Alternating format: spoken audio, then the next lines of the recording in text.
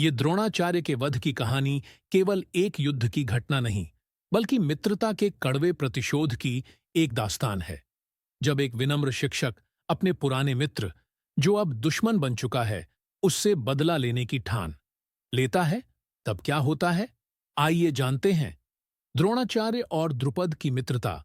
द्रोणाचार्य और द्रुपद का संबंध बचपन का था। दोनों ने साथ में शिक्षा प्राप्त की थी और उनका संबंध अत्यंत गहरा था।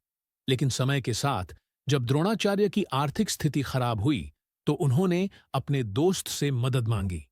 यह उनका स्वाभिमान और आत्मसम्मान था जो उन्हें इस स्थिति में लाया। जब द्रोणाचार्य ने द्रुपद से सहायता मांगी, तो राजा द्रुपद ने उसे पहचानने से इनकार कर दिया। उनका कहना था कि एक राजा और एक गरीब ब्राह्मण का मित्रता नहीं हो सकती। इस अपमान ने द्रोणाचार्य के मन में गहरा घाव दिया। उन्होंने इस अपमान को सहन किया, लेकिन उनके मन में बदले की भावना पलने लगी। अपमान का बदला लेने के लिए द्रोणाचार्य ने कुरुक्षेत्र में शिक्षा देना शुरू किया। उन्होंने कौरवों और पांडवों को शस्त्र विद्या सिखाई। उनके शिक्षण में न केवल युद्ध कौशल, बल्कि नैतिकता और धर्म का भी समावेश था। जब पांडवों और कौरवों की शिक्षा पूरी हो गई, तब अर्जुन ने द्रोणाचार्य से गुरुदक्षिणा मांगी। द्रोणाचार्य ने मांग की कि अर्जुन और उसके भाई पांचाल राज्य पर आक्रमण करें और द्रुपद को बंदी बनाकर उनके सामने लाएं। यह द्रोणाचार्य का पहला कदम था अपने अपमान का बदला लेने का। अर्जुन के नेतृत्व में पांडवों और कौरवों ने पांचाल राज्य पर आक्रमण किया। इस युद्ध में द्रुपद की सेना को हराया गया और राजा द्रुपद को बंदी बना लिया गया। द्रोणाचार्य ने द्रुपद को उनके सामने लाया और अपने अपमान का प्रतिशोध लिया।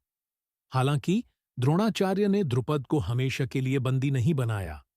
उन्होंने द्रुपद को आधा राज्य लौटाते हुए यह संदेश दिया कि वह अब भी एक राजा हैं। लेकिन द्रुपद को इस अपमान का गहरा एहसास हुआ और उसने अपने मन में बदला लेने की ठान ली। द्रुपद की प्रतिशोध की योजना। द्रुपद ने महसूस किया कि द्रोणाचार्य को खत्म करने के लिए उसे एक विशेष योजना बनानी होगी। उन्होंने एक महायज्ञ का आयोजन किया, जिसके द्वारा एक तेजस्वी बालक का जन्म हुआ। उसका नाम धृष्टद्युम्न रखा गया। द्रुपद को यह विश्वास था कि धृष्टद्युम्न ही द्रोणाचार्य का वध करेगा। यह यज्ञ केवल एक साधारण यज्ञ नहीं था, बल्कि यह द्रोणाचार्य के प्रति प्रतिशोध का प्रतीक था। धृष्टद्युम्न का जन्म एक संकेत था कि द्रुपद का अपमान भले ही द्रोणाचार्य ने लिया हो, लेकिन वह इसका प्रतिशोध लेने के लिए तैयार था। महाभारत का युद्ध। महाभारत के युद्ध के समय द्रोणाचार्य कौरवों की ओर से लड़े। उनकी वीरता और कौशल की कोई मिसाल नहीं थी। वे युद्ध में कुशल सेनापति के रूप में जाने जाते थे। दूसरी ओर धृष्टद्युम्न ने पांडवों का साथ दिया और द्रुपद के अपमान का बदला लेने की तैयारी में थे। जब युद्ध चल रहा था, तब पांडवों ने एक रणनीति बनाई।